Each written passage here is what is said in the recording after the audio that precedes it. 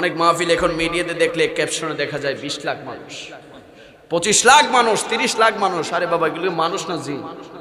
20 লাখ মানুষ তুমি কোথায় আটকাবা? যাক বলে তারা লিখে, তারা লিখুক, কিন্তু আমাদের হিংসা নাই, আমাদের আফসোস, আমাদের কষ্ট সেখানে 20 লক্ষ 25 লক্ষ মানুষের সামনে আমার নবীর শান বেয়াদবি করে, আর সবাই তাকে নাকি আল্লাহর জন্য ভালোবাসে। চিৎকার দিয়ে বলি নাউজুবিল্লাহ।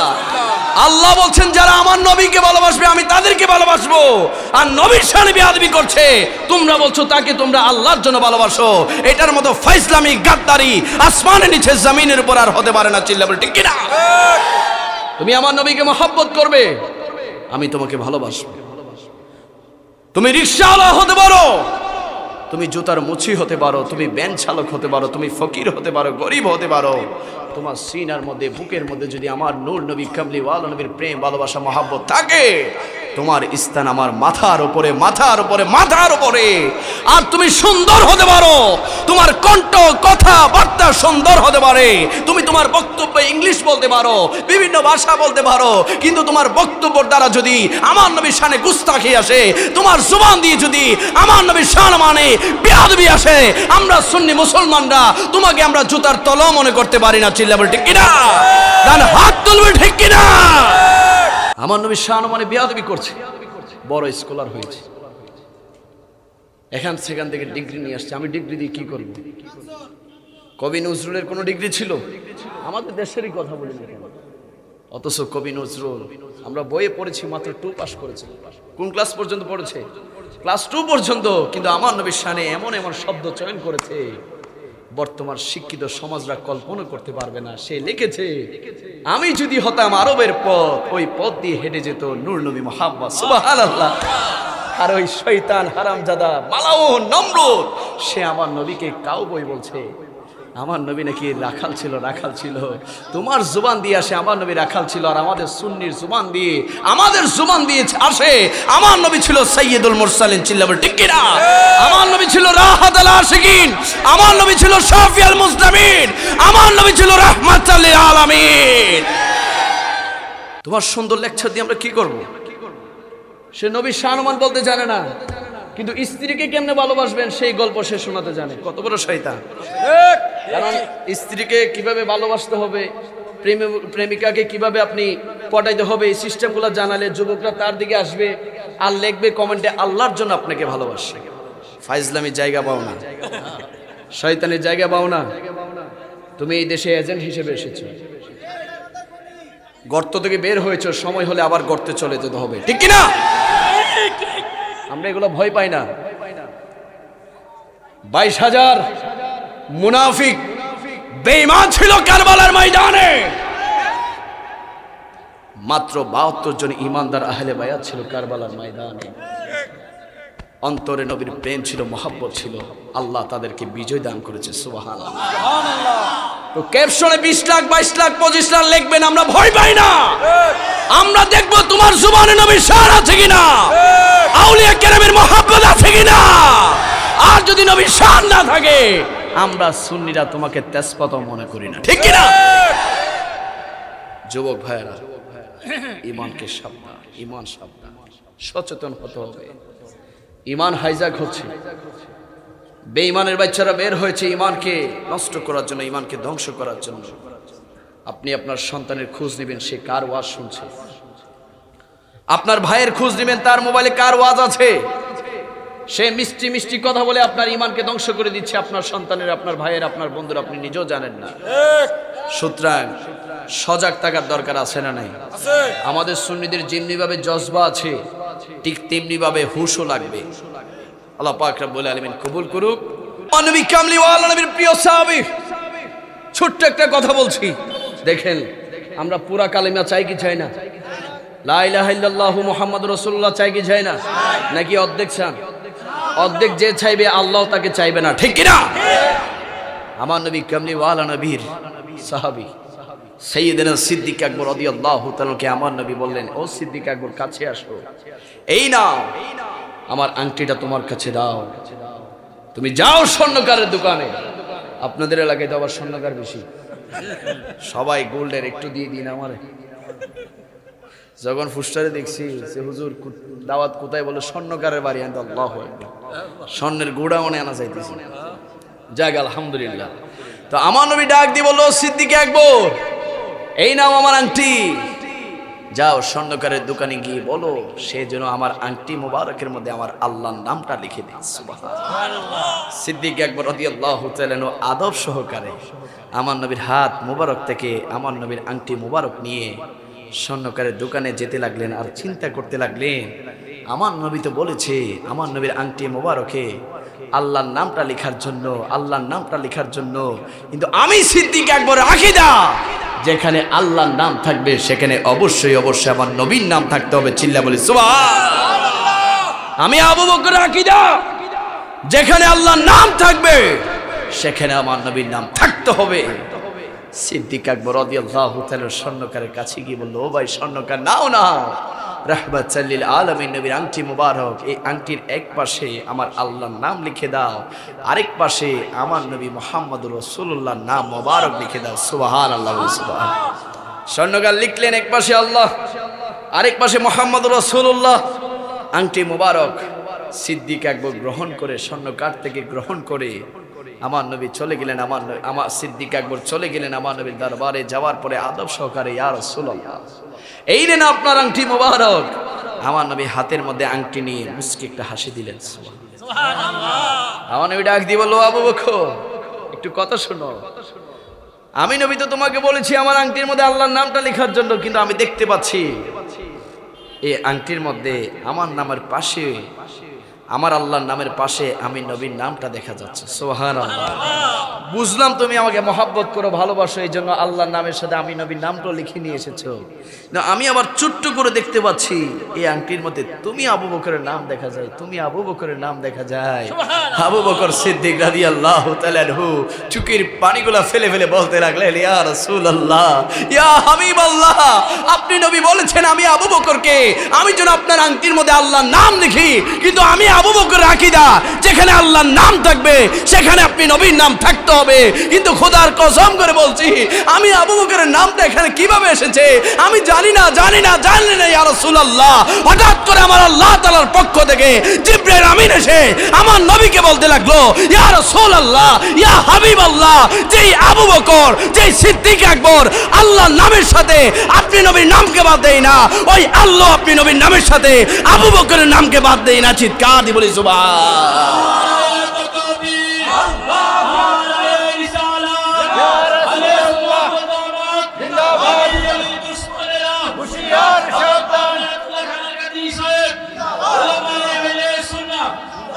আরে সাহাবীরা নবীর জন্য জান ছিল, প্রাণ ছিল, গর্দান দেওয়ার জন্য সবসময় প্রস্তুত ছিল। আল্লাহু আকবার।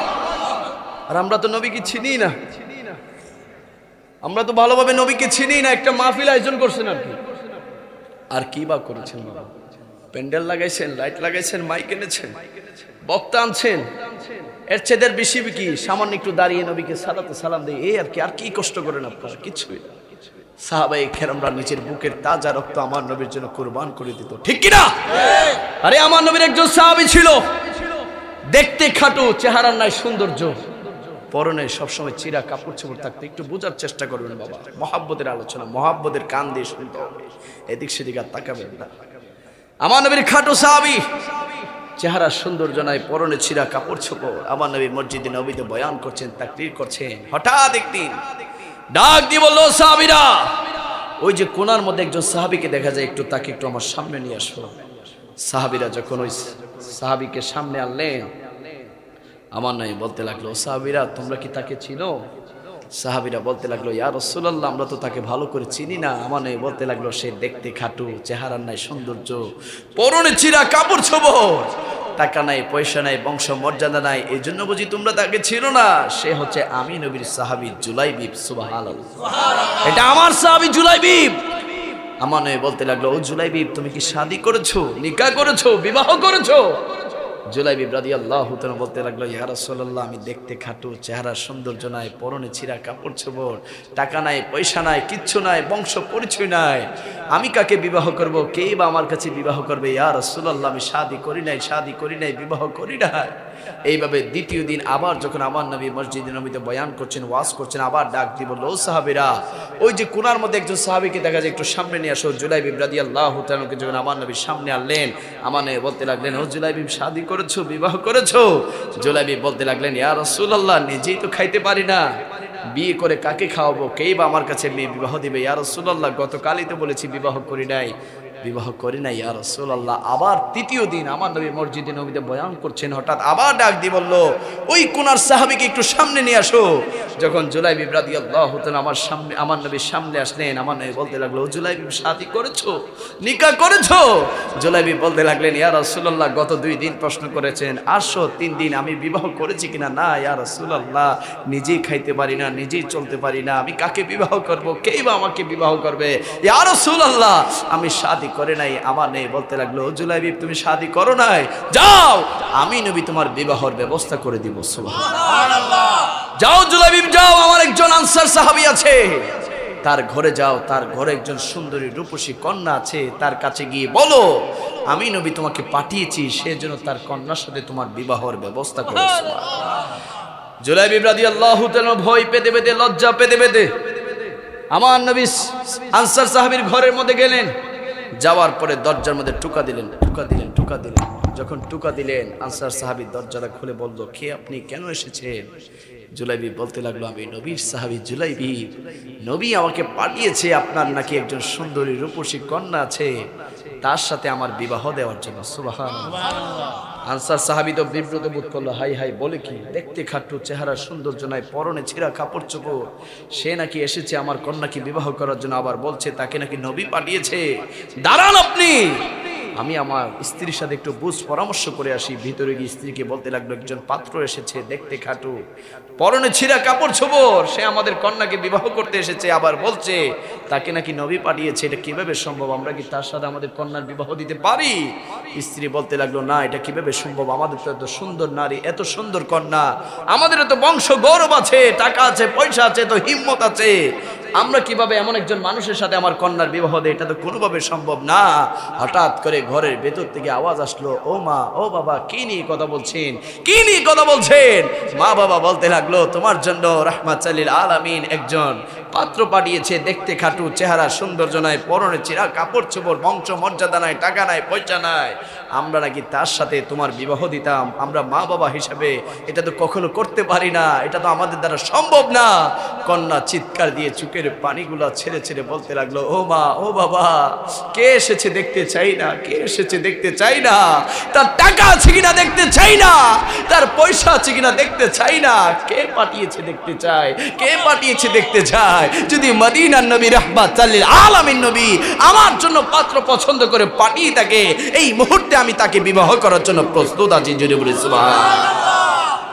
ও মা, ও বাবা, টাকা লাগবে না, পয়সা লাগবে না, চেহারা লাগবে না, কিচ্ছু লাগবে না, আমার নবী পছন্দ করে আমার জন্য পাত্র পাঠিয়েছে, আমি খুশনসিবওয়ালা, আমার ভাগ্য বড় ভালো যে নবী আমার জন্য পাত্র পছন্দ করেছে। জোরে বলি সুবহানাল্লাহ।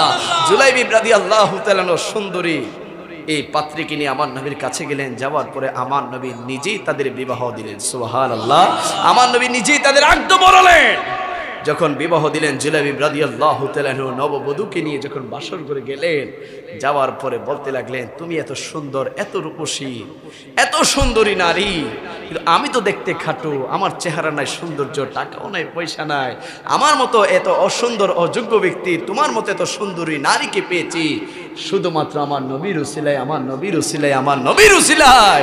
কিন্তু আমি এইমাত্র খবর পেয়েছি, এইমাত্র আমি শুনেছি, আমার জান, আমার প্রাণ, ওই কামলিওয়ালা নবী নাকি জিহাদে চলে যাচ্ছে, যুদ্ধে চলে যাচ্ছে। আমার নবী জিহাদে যাবে আর আমি জুলাইবিব তোমার সাথে বাসর করব, এটা কখনো হতে পারে না, এটা কখনো হতে পারে না।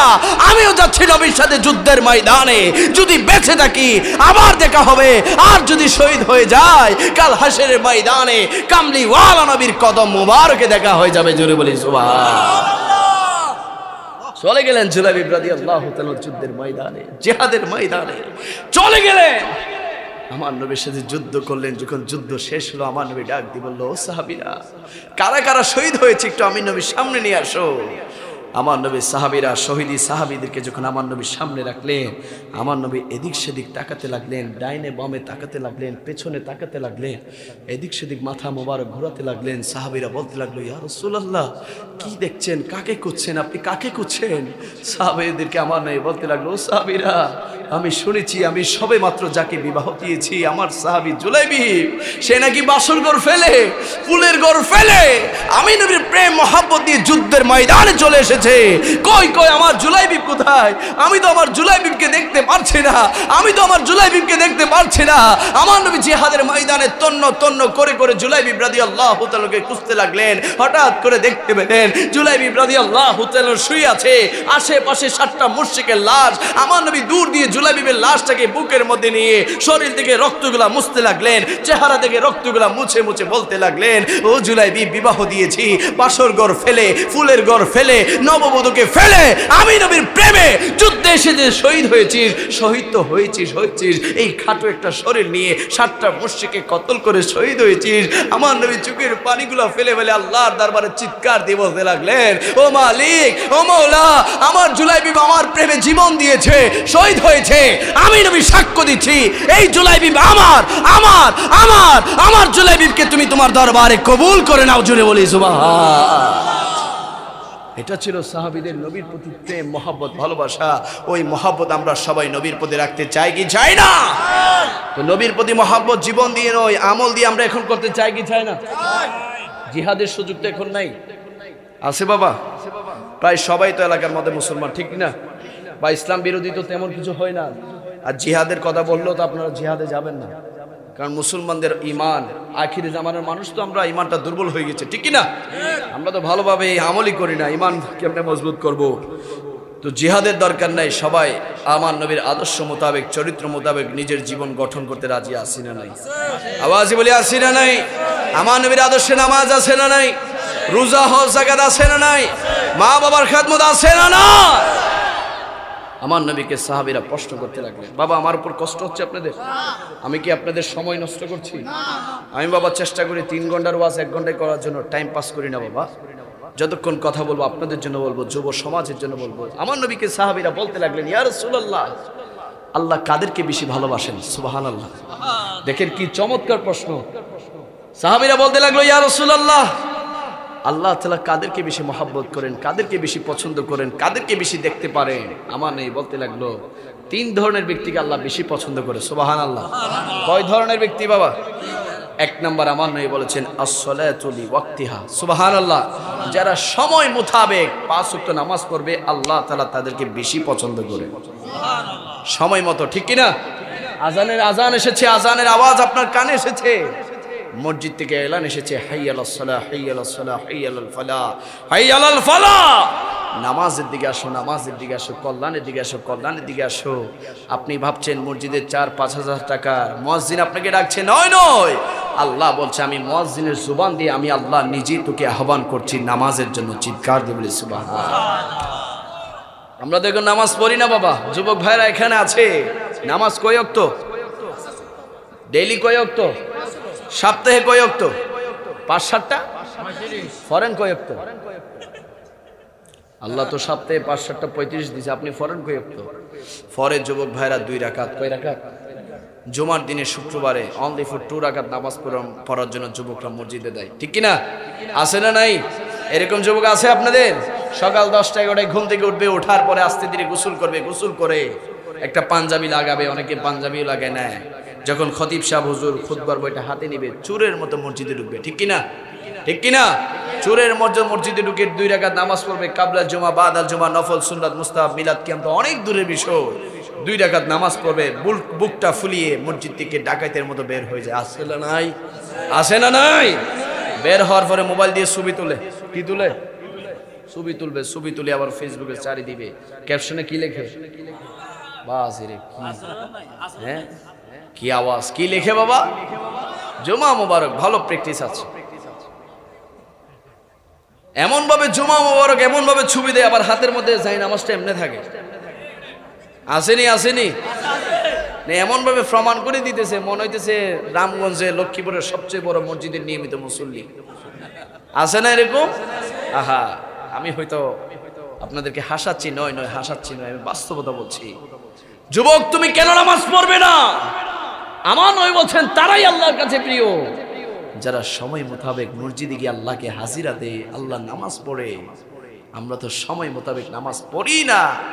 এমনও যুবক আছে যারা 2024 সাল চলে গিয়েছে, ফজরের নামাজ পুরাটা বছরও পড়ে নাই, ঠিক কিনা? আছে না? নয়।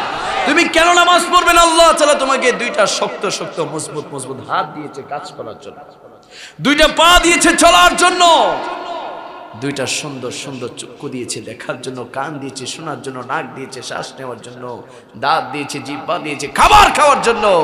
আল্লাহ বলছে, ও বান্দা, তোর দুনিয়াবী জীবনে যা যা প্রয়োজন সমস্ত কিছু আমি আল্লাহ তাআলা দিয়েছি শুধুমাত্র একটি কারণে। ওই কারণটি হচ্ছে ওয়ামা খালাকতুল জিন্না ওয়াল ইনসা ইল্লা লিয়াবুদুন।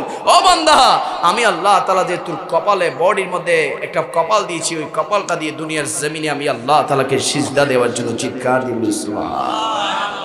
ও বান্দা, তুই ফজরের নামাজ পড়ছিস না? আমি আল্লাহ তাআলা তোর জন্য মসজিদে জোহরে অপেক্ষায় থাকি। জোহরের নামাজ পড়ছিস না? আমি আল্লাহ তাআলা তোর জন্য আসরে অপেক্ষায় থাকি। আপনার মালিক, আপনার রব, আপনার স্রষ্টা আপনার জন্য মসজিদে অপেক্ষায় থাকে, মাগরিবে অপেক্ষা করে, এর সাথে অপেক্ষা করে। শুধু তাই নয়, আল্লাহ বলে, বান্দা, কখনো কি চিন্তা করেছিস তুই ফজরের নামাজ পড়স নাই, আমি আল্লাহ তাআলা তোর সকালের নাস্তাটা বন্ধ করে নাই, ঠিক কিনা? আপনি জোহরের নামাজ পড়েন নাই, আল্লাহ তাআলা আপনার দুপুরের খাবারটা বন্ধ করে নাই। আপনি আসর পড়েন নাই, মাগরিব পড়েন নাই, আল্লাহ তাআলা আপনার সন্ধ্যার নাস্তাটা বন্ধ করে নাই। আপনি রাতের এশারের নামাজ পড়েন নাই, কিন্তু আল্লাহ তাআলা আপনার রাতের খাবারটা বন্ধ করে নাই। আল্লাহ তাআলা বলছে, ও বান্দা, আমি তোকে বারবার সুযোগ দিচ্ছি, বারবার সুযোগ দিচ্ছি। আপনি ভাবছেন আপনি সকালে খাচ্ছেন, দুপুরে খাচ্ছেন, রাতে খাচ্ছেন। আল্লাহ বলে, বান্দা, তুই আর কি খাচ্ছিস? তোর চাইতে আমি বেশি সাগরের তিমি মাছ কর বেশি রিজিক দিয়ে থাকি, ঠিক কিনা? তোর চাইতে আমি বেশি বনের পশু পাখিকে রিজিক দিয়ে থাকি। তুই আর এমন কি খাস, এমন কি খাস, এমন কি খাস?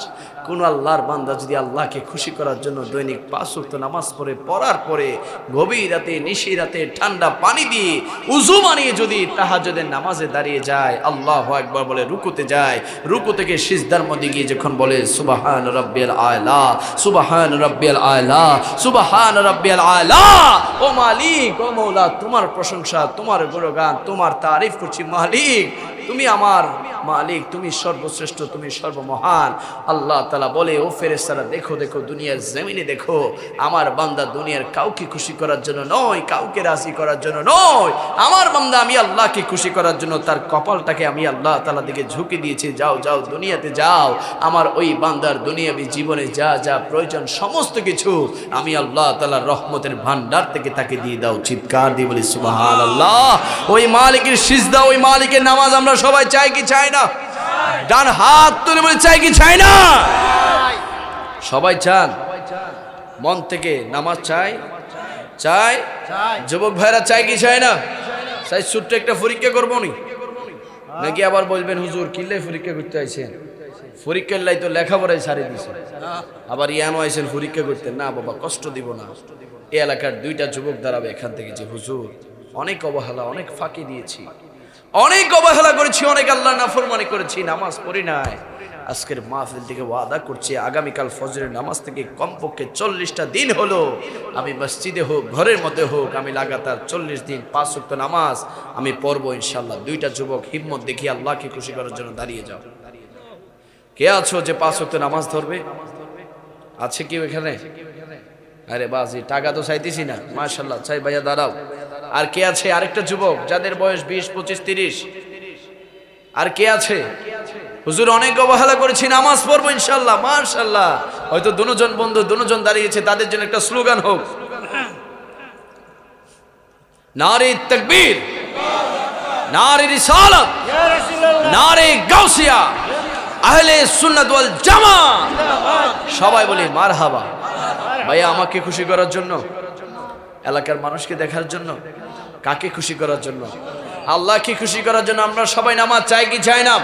ডান হাত তুলে বলি, চাই কি চাই না? মারহাবা। বসো। আজকের মাহফিল সফল। আজকের মাহফিল কি সফল? এই যে 2টা ভাই দাঁড়িয়েছে, ওয়াদা করেছে নামাজ পড়বে, এটাই মাহফিলের সফলতা। সুবহানাল্লাহ। এইভাবে এক এক করে 2 জন থেকে 4 জন, 4 জন থেকে 8 জন, 8 জন থেকে 12, 16, 20 50 100 করে যদি সবাই নামাজের জন্য ওয়াদাবদ্ধ হয়ে আল্লাহর প্রেমে নামাজ পড়বে, খোদার কসম তারা যদি 40টা দিন নামাজ পড়বে ইনশাআল্লাহ 41 দিনের মাথায় তারা নামাজ ছাড়বে না, কারণ নামাজের সাথে তাদের একটা প্রেম মহব্বত সৃষ্টি হয়ে যাবে। সুবহানাল্লাহ। তো সবাই নামাজ পড়বেন তো ইনশাআল্লাহ। অনেকের লজ্জার কারণে, ভয় ভীতির কারণে বা শরমের কারণে দাঁড়ায় নাই, সবাই নামাজ পড়বেন ইনশাআল্লাহ, বলি ইনশাআল্লাহ। তো রাসূল পাকের হাদিস, রাসূল পাককে বলেছে ইয়া রাসূলুল্লাহ, আল্লাহ কাদেরকে পছন্দ করে? আল্লাহ নবী বলেছে 1 নম্বর হচ্ছে as-salatu li waqtiha। আবার যখন প্রশ্ন করলেন ইয়া রাসূলুল্লাহ আর কাদেরকে পছন্দ করে আল্লাহ রাসূল 2 নম্বরে বলতে লাগলেন বিররুল ওয়ালিদাইন, যারা মা বাবার খেদমত করে আল্লাহ তাদেরকে বেশি পছন্দ করে। সুবহানাল্লাহ। যারা মা বাবার সেবা করবে, যারা মা বাবার খেদমত করবে আল্লাহ তাআলার কাছে তারা প্রিয় বান্দা হয়ে যাবে। সুবহানাল্লাহ। আমরা সবাই মা বাবার খেদমত করতে চাই কি চাই না? ডান হাতটা তুলে বলি চাই কি চাই না? চাই। মা বাবা কার হাত আছে? মা বাবা কার আছে? হাত তুলেন। মাশাআল্লাহ, অনেকেরই আছে। নামান কার কার নাই? হাত তুলেন। হ্যাঁ, অনেকেরই নাই না বাবা, অনেকেরই মা বাবা আছে, অনেকেরই নাই। মা বাবা যাদের আছে তারা কি তাদেরকে জুলুম করবে? জুলুম করা যাবে? টর্চার করবে? তাদেরকে গালিগালাজ করবে? আরে বাবা, মা বাবার শান যদি আমরা বুঝতাম আমরা কখনো মা বাবাকে কষ্ট দিতাম না, ঠিক কিনা? আরে আমার নবী মসজিদে নববীতে বসা, সাহাবীরা বলতে লাগলেন ইয়া রাসূলুল্লাহ আমাদের সবচেয়ে সুন্দর উত্তম ব্যবহার পাওয়ার সবচেয়ে যোগ্য দাবিদার কে? আমার নবী 1 নম্বরে বলে দিলেন তোমাদের মা। সুবহানাল্লাহ। আবার প্রশ্ন করলেন ইয়া রাসূলুল্লাহ তারপরে কে? আমার নবী 2 নম্বর বলে দিলেন তোমাদের মা। সুবহানাল্লাহ। আবার প্রশ্ন করলেন ইয়া রাসূলুল্লাহ তারপরে কে? আমার নবী 3 নম্বর বলে দিলেন তোমাদের মা। সুবহানাল্লাহ। আবার প্রশ্ন করলেন ইয়া রাসূলুল্লাহ তারপরে কে? আমার নবী বলে দিলেন 4 নম্বর হচ্ছে তোমাদের বাবা। চিৎকার দিয়ে বলি সুবহানাল্লাহ।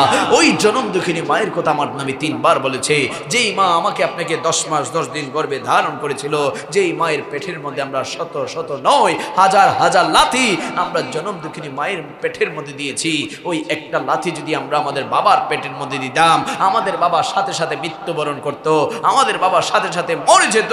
কিন্তু ওই জনম দুঃখিনী মা শত শত হাজার লাথি সহ্য করার পরেও মা বলে আমার জাদুমণি সোনামণি যখন দুনিয়ার জমিনে আসে, আমার জাদুমণি সোনামণির চেহারা দেখার সাথে সাথে আমি মা আমার সকল দুঃখ কষ্ট যন্ত্রণা মুহূর্তে ভুলে যাই। চিৎকার দিয়ে বলি সুবহানাল্লাহ। ওই মাকে আমরা সবাই ভালোবাসতে চাই কি চাই না? অনেক যুবকরা আছে যারা বলবে হুজুর মাকে ভালোবাসি, মাকে জড়িয়ে ধরে বলতে পারি মা গো তোমাকে অনেক ভালোবাসি, তোমাকে অনেক মহব্বত করতে পারি। কিন্তু অনেক যুবকরা আছে যারা বাবাকে বলতে পারে না বাবা রে অনেক ভালোবাসি, অনেক মহব্বত করি, লজ্জার কারণে ভয় ভীতির কারণে বাবাকে বলে হয়ে ওঠে না বাবা রে অনেক ভালোবাসি, অনেক ভালোবাসি। ওই বাবা যেই বাবা ফজরের নামাজের পর থেকে একটা টেনশন চিন্তা নিয়ে ঘর থেকে বের হয়ে যায়। অনেকের বাবা আছে মাঠে কাটে, অনেকের বাবা আছে রিক্সা চালায়, ভ্যান চালায়, গাড়ি চালায়, দোকানদারি করে, ব্যবসা করে। আবার অনেকের বাবা আছে প্রবাসের জীবনে বছরের পর বছর নিজের জীবন যৌবনটাকে কুরবান করে দিয়েছে। ওই বাবা যখন সারাদিন কষ্ট করে ঘরের মধ্যে আসে, সন্তান বলে বাবা রে আমার এটা চাই, এটা চাই, এটা লাগবে, ওটা লাগবে, পরিবার বলে এটা প্রয়োজন, ওইটা প্রয়োজন। বাবা তার পরিবার সন্তানের সকল চাহিদা পূরণ করে নিজের জীবন যৌবনটাকে কুরবান করে দেয়। ওই বাবাকে আমরা সবাই ভালোবাসতে চাই কি চাই না? আজকের মাহফিল থেকে শিক্ষা, আজকের মাহফিল থেকে মেসেজ, যারা বুঝে না বুঝে মা বাবাকে কষ্ট দিয়েছো, বুঝে না বুঝে মা বাবাকে গালি দিয়েছো, এমনও হতভাগা কপাল পোড়া আছে যারা মা বাবার শরীরের মধ্যে হাত তুলে, ঠিক কিনা? আজকের মাহফিল থেকে তওবা করো, আজকের মাহফিল থেকে শিক্ষা তোমাদের জন্য যাবে। মাহফিল থেকে ঘরে যখন যাবে, যাওয়ার পরে যাদের ঘরে মা আছে বাবা আছে, মায়ের কদম একটা চুমা দিবে, মায়ের হাতে একটা চুমা দিবে, মায়ের কপাল একটা চুমা দিবে, বাবার কদমে একটা ছোঁয়া দিবে, বাবার হাতে একটা ছোঁয়া দিবে, বাবার কপাল একটা ছোঁয়া দিয়ে বলবে ও মা ও বাবা ভুল করেছি, অন্যায় করেছি, ক্ষমা করে দাও, মাফ করে দাও, অন্যায় করেছি মা গো, তুমি যদি ক্ষমা না করো আল্লাহ ক্ষমা করবে না, দুনিয়াতে শান্তি পাবো না, কবরে শান্তি পাবো না, হাসরে নাজাত পাবো না। ও মা ক্ষমা করে দাও না, ও বাবা ক্ষমা করে দাও না। আমার আল্লাহ তাআলা মা বাবার মনটাকে এত নরম করে দিয়েছে, এত নরম করে দিয়েছে, কোনো সন্তান যদি মা বাবার কাছে ক্ষমা চাওয়ার মতো চাইতে জানে, আল্লাহ তাআলা মা বাবার মনটাকে এত নরম করে দিয়েছে, মা বাবার সন্তানকে সাথে সাথে ক্ষমা করে দিয়ে জোরে বলে সুবহানাল্লাহ। অনেক মুরব্বী বাবারা আছেন যারা বলবেন হুজুর মাকে তো হারিয়ে ফেলেছি, মা কোথায় আছে জানি না, বাবা কোথায় জানি না, আজ লাখ টাকার কোটি টাকার মালিক হয়েছি, হাজার টাকা কামাই, কিন্তু মার মুখে তো কিচ্ছু দিতে পারি না, বাবার জন্য তো কিচ্ছু করতে পারি না হুজুর। মা তো শুয়ে আছে গুরুস্থানে, কবরস্থানে অন্ধকার, কবরের টন কি টন মন কি মন মাটির নিচে। আমার বাবাটা শুয়ে আছে অন্ধকার, কবরের টন কি টন মন কি মন মাটির নিচে। জানি না মার কি অবস্থা, জানি না বাবার কি অবস্থা। আমার নেই বলছে, ও আমার উম্মতেরা, দুনিয়ার জমিনে যাদের মা বাবা নাই, তোমরা উজু বানাও, উজু বানাও, উজু বানিয়ে তোমরা যাও তোমাদের মা বাবার কবরের পারে চলে যাও। মা বাবার কবরের পাশে গিয়ে তোমরা সূরা ফাতিহা পড়ো, তোমরা সূরা ইখলাস পড়ো, তোমরা আমি নবীর উপর দুরূদ শরীফ পড়ো। পরে পরে আল্লাহর দরবারে ভিক্ষার দুইটা হাত তোলো, হাত তুলে তোমরা ফরিয়াদ করো, রব্বির হামহুমা কামা রব্বায়ানি সগীরা, রব্বির হামহুমা কামা রব্বায়ানি সগীরা। ও মালিক, ও মাওলা, আমার মাটা এখানে শুয়ে আছে, যে মা নিজে না খেয়ে আমাকে খাওয়িয়েছে, যে বাবা নিজে না পরে ছিঁড়া লুঙ্গি পরেছে, চিরা জামা পরেছে, চিরা জুতা পরেছে, আমাকে পরিয়েছে, আমাকে খাওয়িয়েছে, ওই মাটা শুয়ে আছে, ওই বাবাটা শুয়ে আছে। জানি না মার কি অবস্থা, জানি না বাবার কি অবস্থা। ও ও মালিক, আমার মা বাবাকে ক্ষমা করে দাও, আমার মা বাবাকে ক্ষমা করে দাও। আমার নবী বলছে, কোন উম্মত যদি তাদের মা বাবার কবরের পারে দাঁড়িয়ে যদি চোখের পানি ফেলতে পারে মা বাবার জন্য, ওই চোখের পানি নাকের অর্ধেক সীমানা আসার পূর্বে আল্লাহ তাআলা ওই সন্তানের চোখের পানির উসিলায় মা বাবার কবরটাকে আল্লাহ জান্নাতের বাগান বানিয়ে দেয়। জুড়ে বলি সুবহানাল্লাহ। ওই মা বাবার কবর জিয়ারত আমরা সবাই চাই কি চাই না? গান হাত তুলে বলি চাই কি চাই না? কি কবর জিয়ারত করা কি বেদাত হবে? শিরিক হবে? কবর জিয়ারত চলবে না বন্ধ হবে? মাজার জিয়ারত চলবে না বন্ধ হবে? আমরা সুন্নিরা মাজারে গিয়ে সিজদা দেই না, আমরা সুন্নিরা মাজারে গিয়ে জিয়ারত করেছিলাম, ঠিক কি না? তো যারা জিয়ারতকে মাজার ফুজারি বলবে, যারা জিয়ারতকে হারাম বলবে, বেদাত বলবে, তারা মুসলমান না শয়তান? আওয়াজে বলে তারা মুসলমান না শয়তান? তারা যুব সমাজকে কবর থেকে দূরে সরিয়ে দিচ্ছে, মৃত্যুর ভয় থেকে তাদেরকে দূরে সরিয়ে দিচ্ছে। তাদের থেকে ঈমান আমলকে হেফাজত করা দরকার আছে না না? অবশ্য কবর যাবেন, মৃত্যুর কথা স্মরণ হবে, কারণ আমাদের অন্তর পাষাণ হয়ে গিয়েছে, আমাদের দিল শক্ত হয়ে গিয়েছে, আমরা নিষ্ঠুর হয়ে গিয়েছি। কবরে মাঝে মধ্যে সন্ধ্যার পরে রাতের বেলায় যাবেন, যাওয়ার পরে চিন্তা করবেন, হাই হাই এত পাওয়ার দেখাচ্ছি, এত ক্ষমতা দেখাচ্ছি, এত টাকার গরম দেখাচ্ছি, কিন্তু একদিন তো টাকার গরম, পাওয়ার, ক্ষমতা, বংশের গৌরব সব তুচ্ছ হয়ে যাবে।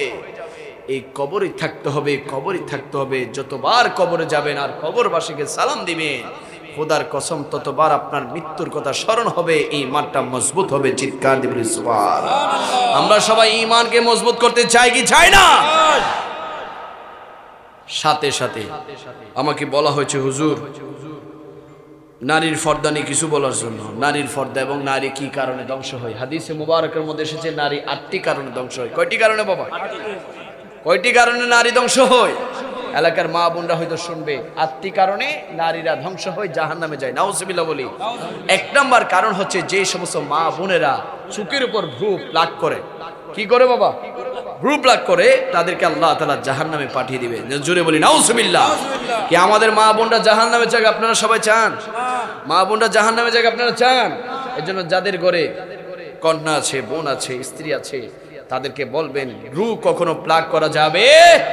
2 নম্বরে হাদিসে মুবারকের মধ্যে এসেছে, যেই সমস্ত নারীরা পরবেগনার সামনে, পর পুরুষের সামনে সুগন্ধি পারফিউম ইউজ করবে, ওই সমস্ত নারীদেরকে আল্লাহ তাআলা জাহান্নামের আগুনে পোড়াবে। নাউজুবিল্লাহ। খুশবু ব্যবহার করার একটা সিস্টেম আছে, সেটা ঘরের মধ্যে স্বামীর সামনে, স্বামী ছাড়া দ্বিতীয় কোনো পুরুষের নাকে যদি ওই মহিলার খুশবু যায়, ওই নারীকে আল্লাহ তাআলা জাহান্নামের আগুনে পোড়াবে। নাউজুবিল্লাহ। এখন তো আমরা কি আতর মাখি আর সেন্ট মাখি, মা বোনরা আরো বেশি মাখি। রাস্তার মধ্যে হাঁটি যায়, মনে হচ্ছে কি জানে একটা হাঁটি যাচ্ছে। এটা করবেন না। মা বোনদের হাতে পায়ে হাত রেখে বলবো, আমাদের মাকে বলবো, মা জাতির সম্মান আল্লাহ অনেক বুলন্দ করেছে। সুতরাং আমার নয় বলেছে, কোন নারী যদি পর পুরুষের সামনে সুগন্ধ মেখে যায়, আল্লাহ তাআলা তার স্থান কোথায় দিবে? সুতরাং মা বোনরা কখনো সুগন্ধি ব্যবহার করতে পারবে শুধুমাত্র স্বামীর সামনে। স্বামীর কাছে যাওয়ার সময় যদি কেউ সুগন্ধি ব্যবহার করতে চায় করতে পারবে, এছাড়া দ্বিতীয় কোনো পুরুষের কাছে সুগন্ধি লাগিয়ে যেতে পারবে। 3 নম্বর রাসূল করিম সাল্লাল্লাহু তাআলা আলাইহি ওয়াসাল্লাম বলছেন, যেই সমস্ত নারীরা শরীরের মধ্যে ট্যাটু আঁকে, নাউজুবিল্লাহ বলি, অনেকে ট্যাটু আঁকে, এরকম নারী হয়তো আপনাদের এখানে নাই, কিন্তু বাংলাদেশে এখন আস্তে আস্তে গড়ে গড়ে হয়ে যাচ্ছে, নাউজুবিল্লাহ। সুতরাং কোন নারী, কোন মা বোন শরীরের মধ্যে ট্যাটু আঁকতে পারবে?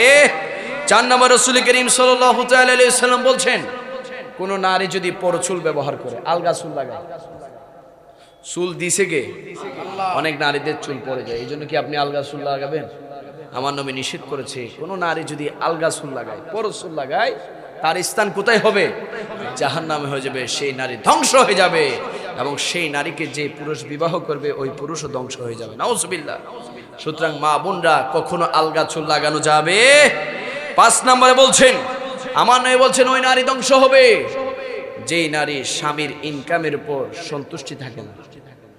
এরকম কিন্তু বেশি এখন, স্বামী এত মেহনত করে কষ্ট করে, অনেকে 500 কামায়, অনেকে 5000 কামায়, কিন্তু সন্তুষ্টি থাকতে হবে স্ত্রীর। যদি সন্তুষ্টি না থাকে, ওই নারীর উপর খোদার লানত, ওই নারীকে আল্লাহ তাআলা জাহান্নামের আগুনে পোড়াবে, জুড়ে বলে নাউজুবিল্লাহ। 6 নম্বরে রাসূল করিম সাল্লাল্লাহু তাআলা আলাইহি ওয়াসাল্লাম বলছেন, ওই নারী ধ্বংস হবে যে নারী হয়ে আরেকজন নারীর উপর মিথ্যা অপবাদ দেয়। আছে না নাই? এটা আমাদের সমাজে, আমাদের এলাকায় বেশি। ফাঁসের নারীর কি অবস্থা, এই বদনামি সবসময় চলে, ঠিক কিনা? ওই মহিলার কার কি বদনামি এটা আপনি জানবেন না, কিন্তু আরেকজন মহিলার কাছে যাই খবর পাইবেন। তো যারা নারী হয়ে আরেক নারীর গীবত করে, আরেক নারীর, এই জন্য আল্লাহ তাআলা বলছেন, ওয়াইলুল লিকুল্লি হুমাযাতিন লুমাযা, যারা সামনাসামনি এবং পেছনে পেছনে যারা গীবত করবে, আল্লাহ তাআলা নিজেই তাদেরকে জাহান্নামের আগুনে পোড়াবে, নাউজুবিল্লাহ, নারুল্লাহি মুকবাদা, আল্লাহ নিজেই তাদেরকে জাহান্নামের আগুনে পোড়াবে। সুতরাং কোন নারী অন্য নারীর গীবত করা যাবে? আওয়াজে বলি যাবে? 7 নম্বরে রাসূল করিম সাল্লাল্লাহু তাআলা আলাইহি ওয়াসাল্লাম বলছেন, যেই নারী অহংকারী, কি অহংকারী, স্বামীর টাকা আছে বাস, আর কাউরে মানুষ মনে করে না, স্বামীর ভাইকে গণছে না, কারণ স্বামীর ভাইয়ের টাকা নাই, ওই নারী জাহান্নামী। যেই নারী বংশের গৌরব করে যে আমার বংশে এটা আছে, ওইটা আছে, আমার বাপের বাড়িতে এটা আছে, ওইটা আছে, তোমার বাপের বাড়িতে কি আছে? জালের সাথে জাল লাগি যায়, কি জন্য? বাপের বাড়ি নেই, আমার বাপের বাড়িতে যা দেখিয়েছি তুমি কি তা দেখিয়েছো না? এই ধরনের কথা যারা বলবে, যারা অহংকার করবে, আল্লাহ তাআলা তাদের উপর লানত দিবে, আল্লাহ তাআলা তাদেরকে জাহান্নামের আগুনে নিক্ষেপ করবে। সর্বশেষ রাসূল করিম সাল্লাল্লাহু তাআলা আলাইহি ওয়াসাল্লাম বলেছেন, ওই নারী ধ্বংস হবে যে নারী পুরুষের বেশ ধরে, নাউজুবিল্লাহ। আছে না এরকম নারী? এই যে প্যান্ট শার্ট, এগুলো কাদের জন্য? আমরা স্বাভাবিক মনে করি পুরুষের জন্য, অনেক মা বোনরা এই ধরনের কাপড় পরে, ঠিক কিনা? জিন্স প্যান্ট পরে, গেঞ্জি পরে, হাদিসে মুবারক আমাদের এসেছে, ওই নারী ধ্বংস, ওই নারী জাহান্নামী যে পুরুষের বেশ ধরে, নাউজুবিল্লাহ বলি। এখন তো মনে হচ্ছে হর যত দিন যাচ্ছে তত জাহান্নামী নারীদের সংখ্যা বাড়ছে, ঠিক কিনা? তারা ভাবছে আমাকে সুন্দর লাগছে, তোমাকে সুন্দর লাগছে না, তোমাকে শয়তানের মতো লাগছে, ঠিক কিনা? তুমি ভাবছো তুমি প্যান্ট পরেছো, চুলটা খোলা রেখেছো, তুমি ছেলেদের, যুবকদের চরিত্র নষ্ট করছো, তোমার উপর খোদার লানত, তুমি ধ্বংস, তোমার স্থান জাহান্নামে। এই জন্য আমার নবী বলেছে, আমি এত পরিমাণ নারী জাহান্নামে দেখেছি, যেই পরিমাণ পুরুষ আমি জাহান্নামে দেখি না, আমি জাহান্নামের মধ্যে বেশি নারীদেরকে দেখেছি। নারীরা বেশি জাহান্নামে যাবে বেপরদার কারণে, এবং একজন নারীর কারণে 3 জন পুরুষ জাহান্নামে যাবে। হাই হাই, নাউজুবিল্লাহ বলি, নাউজুবিল্লাহ। 1 নাম্বার, তার বাবা জাহান্নামে যাবে, যে বাবা তার কন্যাকে কন্ট্রোল করে নাই, পর্দার জন্য হুকুম দেয় নাই, শাসন করে নাই, কঠোরতা দেখায় না, যে তুমি উন্না হিজাব ছাড়া, বুরকা ছাড়া ঘর থেকে বের হতে পারবে না, মাদ্রাসা, স্কুল, কলেজে যেতে পারবে না, নেকাব ছাড়া, হাত মোজা ছাড়া, পা মোজা ছাড়া, যেই বাবা সন্তানকে কঠোর নির্দেশ দেয় নাই, ওই বাবা জাহান্নামে যাবে কন্যার জন্য, জোরে বলে নাউজুবিল্লাহ। 2 নম্বরে, ওই বড় ভাই যার ছোট বোন আছে, কিন্তু বড় ভাই হয়ে ছোট বোনকে পর্দার ব্যাপারে কঠোর নির্দেশ দেয় নাই, হুকুম দেয় নাই, ওই বড় ভাইও জাহান্নামে যাবে ছোট বোনকে শাসন না করার জন্য, ঠিক কিনা? আমার নবী হাদিসে মুবারকের মধ্যে বলছে, যেই সমস্ত ঘরের মধ্যে বড় ভাই আছে, তাদের ছোট বোন আছে, তারা যেন তাদের ছোট বোনকে পর্দার জন্য করা শাসন করে, এবং সর্বশেষ 3 নম্বরে ওই পুরুষ জাহান্নামে যাবে যেই পুরুষ হচ্ছে কোনো স্ত্রীর স্বামী। তোমার স্ত্রীকে তুমি পর্দার জন্য হুকুম দাও নাই, তুমি তোমার স্ত্রীকে পর্দার জন্য শাসন করো নাই, তোমার স্ত্রীকে তুমি নতুন বিবাহ করে বাইকের পেছনে নিয়ে নিয়ে পুরো এলাকা একটা রাউন্ড দিয়েছো, তোমার স্ত্রীর সৌন্দর্য তুমি এলাকাবাসীকে দেখিয়েছো। আমার নয় বলছে তুমিও ধ্বংস, তোমার স্ত্রীও ধ্বংস, তোমাদের জন্য জাহান্নাম জাহান্নাম জাহান্নাম। আল্লাহ পাক রব্বুল আলামিন আমাদের প্রত্যেকের মা বোনকে এই সমস্ত গর্হিত কাজ থেকে হেফাজত করে, আমিন। আওয়াজে বলি আমিন। আমাদের মা বোনদের জন্য আমরা দোয়া করি, মা বোনরা যেন আম্মাজান খাদিজাতুল কুবরার মতো চরিত্রের অধিকারী হতে পারে, সুবহানাল্লাহ। আম্মাজান আয়েশা সিদ্দিকার মতো চরিত্রের অধিকারী হতে পারে, সবাই বলুন আমিন। মা ফাতেমার মতো যেন চরিত্রের অধিকারী হতে পারে। আল্লাহ যেন আমাদের মা বোনকে ঘরে ঘরে প্রত্যেকের মা বোনকে যেন সেই তৌফিক দান করে, সবাই বলুন আমিন। সর্বশেষ যুবকদের জন্য বলছি, যুবকরা সময় মিনিট দিছে কে? নাকি আপনার দাদা দিছে? দিছে সময় কে? আল্লাহ দিয়েছে 24 ঘন্টা, তার মধ্য থেকে আল্লাহকে মাত্র 1 ঘন্টা সামথিং কিছু বেশি দেওয়ার জন্য আমরা কি আল্লাহকে দেই না? কিন্তু খুদার কসম আমরা এমনও মানুষ আছি এলাকার 4 দোকানে বসে 2 ঘন্টা চলে যায়, মনে হয় যে সারা বাংলাদেশের সংসদ ভবন হচ্ছে এলাকার টঙের দোকান। যত সমস্যার সমাধান এলাকার টঙের দোকান থেকে পাওয়া যায়, ঠিক কিনা? কিন্তু মসজিদে যায় না। এই যে মোবাইল আছে, অভিশাপ আছে, একবার ঢুকলে 2 ঘন্টা শেষ। যুবকরা জানে মোবাইলে একবার ঢুকলে কি 1 ঘন্টা 2 ঘন্টা শেষ, খতম, শেষ। অপেক্ষায় থাকে, অনেকে বাথরুমে যায় মোবাইল সেভে, ঠিক কিনা? কিন্তু মসজিদে যায়। মাহফিল তো অনেক দূরের বিষয় বাবা, এলাকায় মসজিদ আছে না, সবচেয়ে সুন্দর জায়গা, সবচেয়ে বরকতের জায়গা, ওই মসজিদেও অনেক নাফরমান বান্দা যায় না, ঠিক কিনা? বখিল। আর মাহফিলে এসে তো বসবে না, এটা তো আমি জানি। মাহফিলে এসে বসবে না তো, মাহফিলে বসবে যদি আউল ফাউল কথাবার্তা হয়, যেখানে হেদায়েতের কোনো আলোচনা নাই সেখানে বসবে একটু মজা নেওয়ার জন্য। মাহফিল এখন সামাজিক অনুষ্ঠানে গেছে নয় না, মাহফিল হতে হবে হেদায়েতের জায়গা, ঠিক কিনা? মাহফিল হতে হবে পরিবর্তনের জায়গা। ওই মাহফিলে আমরা বসবো যেই মাহফিলে ঈমান আমল মজবুত হয়। রাজি আছি না? আমার নয় বলছেন একজন যুবক যদি সময় মতো বিবাহ না করে, নেকা না করে, তার দ্বারা 5টা জেনা হবে। কয়টা জেনা? 1 নম্বর জেনা হচ্ছে তার চোখ দিয়ে জেনা হয়ে যাবে, নাউজুবিল্লাহ। রাস্তার মধ্যে বেগানা নারীর দিকে তার চোখ যাবে, বেগানা নারীর দিকে তার চোখ যাবে। 2 নম্বর তার জেনা হবে কান দিয়ে। কি দিয়ে? এই যে আপনি ভাবছেন আপনার ছেলের বিয়ের বয়সে নেই, কিন্তু সে মোবাইলে ঘন্টার পর ঘন্টা কথা বলতেছে, আছে না? দেখবেন এলাকার সিবার মধ্যে, রাস্তার ফারের মধ্যে, ঘরের মধ্যে দরজা লাগায় মোবাইলে কথা বলছে। ওই যে বেগানা নারীর সাথে কথা বলছে, তার মাধ্যমে তার কানের জেনা হয়ে যাচ্ছে, ঠিক কিনা? 3 নম্বর রাসূল করিম সাল্লাল্লাহু তাআলা আলাইহি ওয়াসাল্লাম বলছেন জুবানের জেনা হবে, জুবানের। এই যে বেগানা নারীর সাথে জুবান দিয়ে কথা বলছে, ওই জুবান দিয়ে সে জেনা করছে, খারাপ খারাপ শব্দ চয়ন করছে, এর মাধ্যমে যুবক জুবান দিয়ে জেনা করে ফেলছে, ঠিক কিনা? 4 নম্বর রাসূল করিম সাল্লাল্লাহু তাআলা আলাইহি ওয়াসাল্লাম বলছে সে কাল্পনিক নফসের, সে কল্পনার জেনা করছে। সব সময় আজে বাজে চিন্তা চেতনা, আজে বাজে চিন্তা ধারণা তার মাথায় ঘুরে, এর মাধ্যমে তার নফসের জেনা হয়ে যায়, কলবের জেনা হয়ে যায়, এবং সর্বশেষ 5 নম্বরে সে লজ্জাস্থান দিয়ে জেনা করে ফেলে। জোরে বলি নাউজুবিল্লাহ। এই 5টা জেনা থেকে বাঁচার একমাত্র রাস্তা হচ্ছে বিবাহ করা। কি করা?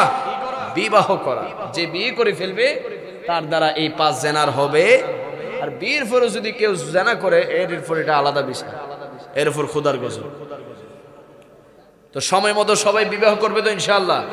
সেই কে বিবাহ করে না হাত তুলো। হ্যাঁ, আপনি বিয়ে করেন নাই? কি বলেন? আমরা তো দেখি মনে হচ্ছে আপনি 4-5টার বাপ। কে বিয়ে করে নাই হাত তুলো। অনেকেই করে নাই। যাক, বিয়ে করার ইচ্ছা আসেনি? সুবহানাল্লাহ, কি মারাত্মক খবর। বিয়ে করার ইচ্ছা আছে? আওয়াজ তো বাড়তেছে। বিয়ে করার ইচ্ছা আছে? সুবহানাল্লাহ, মাশাআল্লাহ বলি। যাক, সবাই হালাল কাজের প্রতি আগ্রহী আছে। মারহাবা। হারাম দিকে নাই, হালাল দিকে। তো যাদের মা বাবা আছে, আওয়াজ হয়তো গেছে বা দেখছেন, সময় মতো বিবাহ দিবেন তো ইনশাআল্লাহ? হ্যাঁ, বাপদের আওয়াজ শুরু হয়ে গেছে। যারা বাবা চাচা আছেন, সময় মোতাবেক বিবাহ দেওয়া দরকার আছে না নাই? যদি সময় মোতাবেক যুবক বিয়ে করে, তার দ্বারা সমাজের মধ্যে খারাপ কিছু হয় না, সে সব সময় শালীনতা বজায় রেখে চলতে পারে। আল্লাহ পাক রব্বুল আলামিন আমাদের প্রত্যেককে আল্লাহর খাঁটি বান্দা হয়ে নবীর আশিক হওয়ার তৌফিক দান করুক, সবাই বলুন আমিন।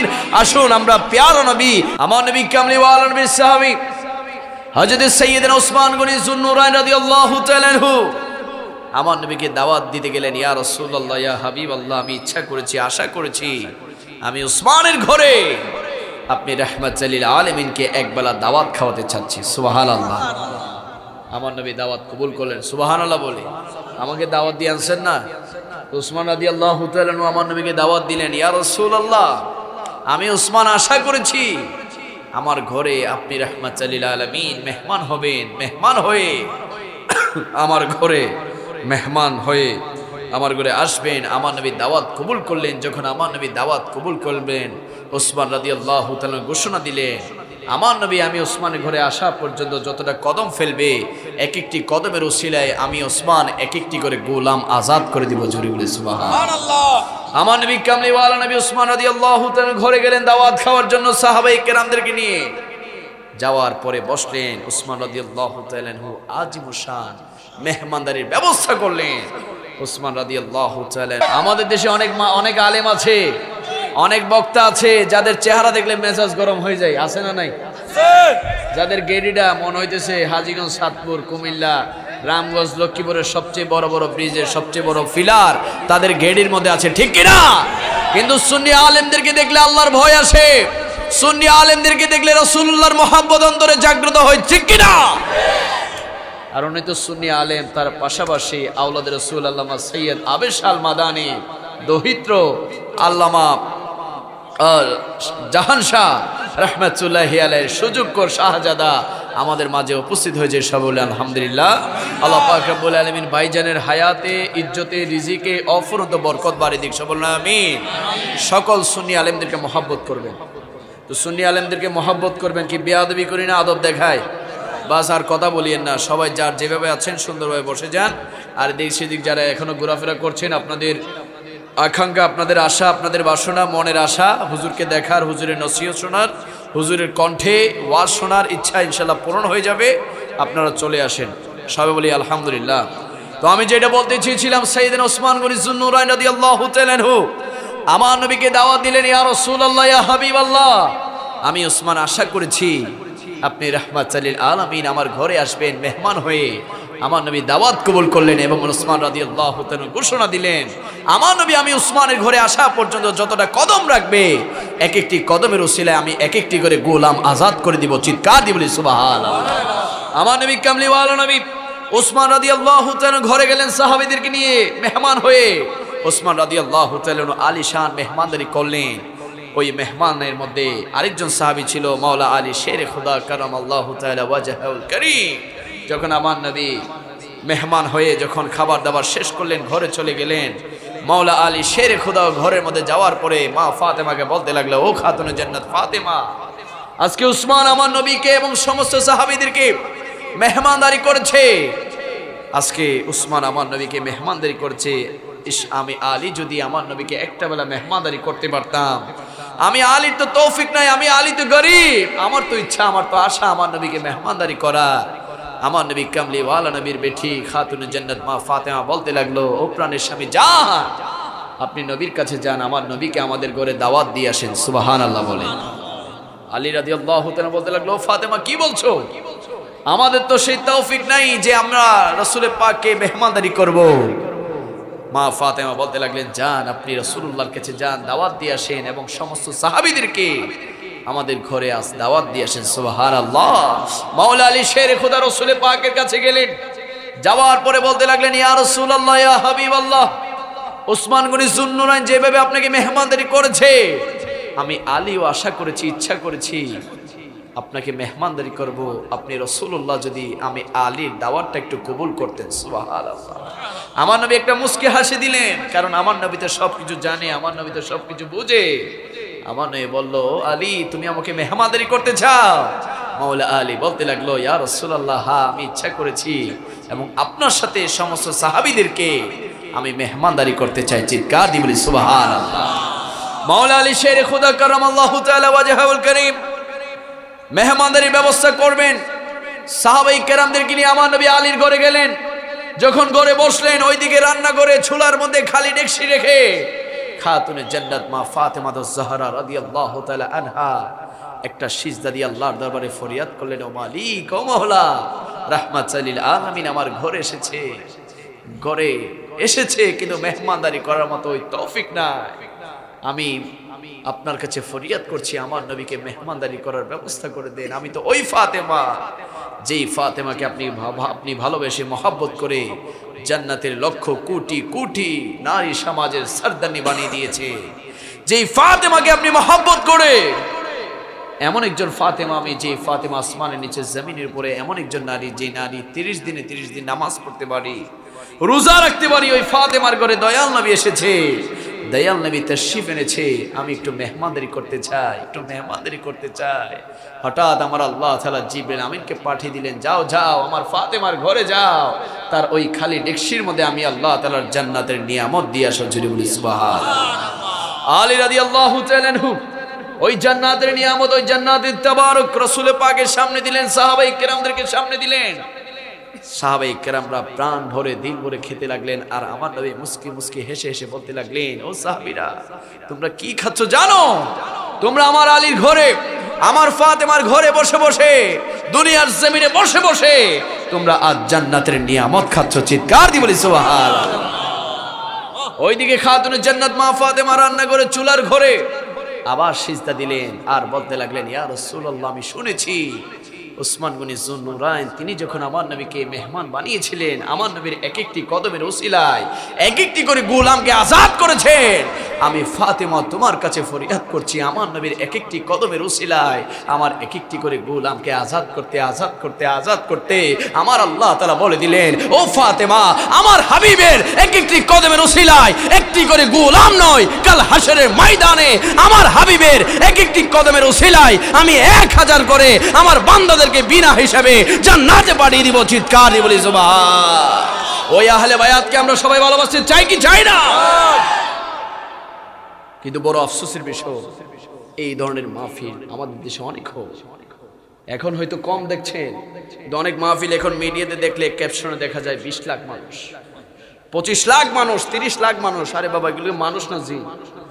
20 লাখ মানুষ তুমি কোথায় আটকাবা? যাক বলে তারা লিখুক, কিন্তু আমাদের হিংসা নাই, আমাদের আফসোস, আমাদের কষ্ট সেখানে 20 লক্ষ 25 লক্ষ মানুষের সামনে আমার নবীর শান বেয়াদবি করে, আর সবাই তাকে নাকি আল্লাহর জন্য ভালোবাসে। চিৎকার দিয়ে বলি নাউজুবিল্লাহ। আল্লাহ বলছেন, যারা আমার নবীকে ভালোবাসবে আমি তাদেরকে ভালোবাসবো, আর নবীর শানে বেয়াদবি করছে, তোমরা বলছো তাকে তোমরা আল্লাহর জন্য ভালোবাসো। এটার মতো ফাইজলামি গাদ্দারি আসমানের নিচে জমিনের উপর আর হতে পারে না। চিল্লা বলি ঠিক কি না? তুমি আমার নবীকে মহব্বত করবে, আমি তোমাকে ভালোবাসবো। তুমি রিকশাওয়ালা হতে পারো, তুমি জুতার মুচি হতে পারো, তুমি ভ্যান চালক হতে পারো, তুমি ফকির হতে পারো, গরিব হতে পারো, তোমার সিনার মধ্যে, বুকের মধ্যে যদি আমার নূর নবী কামলিওয়ালা নবীর প্রেম ভালোবাসা মহব্বত থাকে, তোমার স্থান আমার মাথার উপরে। আর তুমি সুন্দর হতে পারো, তোমার কণ্ঠ কথা বার্তা সুন্দর হতে পারে, তুমি তোমার বক্তব্যে ইংলিশ বলতে পারো, বিভিন্ন ভাষা বলতে পারো, কিন্তু তোমার বক্তব্যের দ্বারা যদি আমার নবীর শানে গুস্তাখি আসে, তোমার জুবান দিয়ে যদি আমার নবীর শান বেয়াদবি আসে, আমরা সুন্নি মুসলমানরা তোমাকে আমরা জুতার তলা মনে করতে পারি না। চিল্লা বল ঠিক কিনা? হাত তুলবে ঠিক কিনা? আমার নবীর শান বেয়াদবি করছে, বড় স্কলার হয়েছে, এখান সেখান থেকে ডিগ্রি নিয়ে আসছে। আমি ডিগ্রি দিয়ে কি করব? কবি নজরুলের কোনো ডিগ্রি ছিল? আমাদের দেশেরই কথা বলি না কেন? অথচ কবি নজরুল আমরা বইয়ে পড়েছি মাত্র 2 পাস করেছে। কোন ক্লাস পর্যন্ত পড়েছে? ক্লাস 2 পর্যন্ত। কিন্তু আমার নবীর শানে এমন শব্দ চয়ন করেছে, বর্তমান শিক্ষিত সমাজরা কল্পনা করতে পারবে না। সে লিখেছে, আমি যদি হতাম আরবের পথ, ওই পথ দিয়ে হেঁটে যেত নূর নবী মুহাম্মদ। সুবহানাল্লাহ। আর ওই শয়তান হারামজাদা মালাউন নমরুদ সে আমার নবীকে কাউবয় বলছে। আমার নবী নাকি রাখাল ছিল। তোমার জুবান দিয়ে আসে আমার নবী রাখাল ছিল, আর আমাদের সুন্নির জুবান দিয়ে আসে আমার নবী ছিল সাইয়্যিদুল মুরসালিন। চিল্লাবেন ঠিক কি না? আমার নবী ছিল রাহাতুল আশিকিন, আমার নবী ছিল শাফিউল মুজলামিন, আমার নবী ছিল রাহমাতুল লিল আলামিন। তোমার সুন্দর লেকচার দিয়ে আমরা কি করব? সে নবী শানমান বলতে জানে না, কিন্তু স্ত্রীকে কেমনে ভালোবাসবেন সেই গল্প সে শোনাতে জানে। কত বড় শয়তান! কারণ স্ত্রীকে কিভাবে ভালোবাসতে হবে, প্রেমিকাকে কিভাবে আপনি পটাইতে হবে, এই সিস্টেমগুলো জানালে যুবকরা তার দিকে আসবে আর লিখবে কমেন্টে আল্লাহর জন্য আপনাকে ভালোবাসে। ফাইজলামির জায়গা পাও না, শয়তানের জায়গা পাও না। তুমি এই দেশে এজেন্ট হিসেবে এসেছো, গর্ত থেকে বের হয়েছো, সময় হলে আবার গর্তে চলে যেতে হবে, ঠিক কিনা? আমরা এগুলো ভয় পাই না। 22,000 মুনাফিক বেঈমান ছিল কারবালার ময়দানে, মাত্র 72 জন ইমানদার আহলে বায়াত ছিল কারবালার ময়দানে। অন্তরে নবীর প্রেম ছিল, মহব্বত ছিল, আল্লাহ তাদেরকে বিজয় দান করেছে। সুবহানাল্লাহ। তো ক্যাপশনে 20 লাখ 22 লাখ 25 লাখ লিখবেন, আমরা ভয় পাই না। আমরা দেখবো তোমার জুবানে নবীর শান আছে কিনা, আউলিয়া কেরামের মহব্বত আছে কিনা। আর যদি নবীর শান না থাকে, আমরা সুন্নিরা তোমাকে তেজপাত মনে করি না, ঠিক কিনা? যুবক ভাইরা, ঈমানকে সাবধান, ঈমান সাবধান, সচেতন হতে হবে। ঈমান হাইজ্যাক হচ্ছে, বেঈমানের বাচ্চারা বের হয়েছে ঈমানকে নষ্ট করার জন্য, ঈমানকে ধ্বংস করার জন্য। আপনি আপনার সন্তানের খোঁজ নেবেন সে কার ওয়াজ শুনছে, আপনার ভাইয়ের খোঁজ নেবেন তার মোবাইলে কার ওয়াজ আছে। সে মিষ্টি মিষ্টি কথা বলে আপনার ঈমানকে ধ্বংস করে দিচ্ছে, আপনার সন্তানের, আপনার ভাইয়ের, আপনার বন্ধুর, আপনি নিজেও জানেন না। সুতরাং সজাগ থাকার দরকার আছে না নাই? আমাদের সুন্নিদের যেমনি ভাবে জজবা আছে, ঠিক তেমনি ভাবে হুশও লাগবে। আল্লাহ পাক রব্বুল আলামিন কবুল করুক।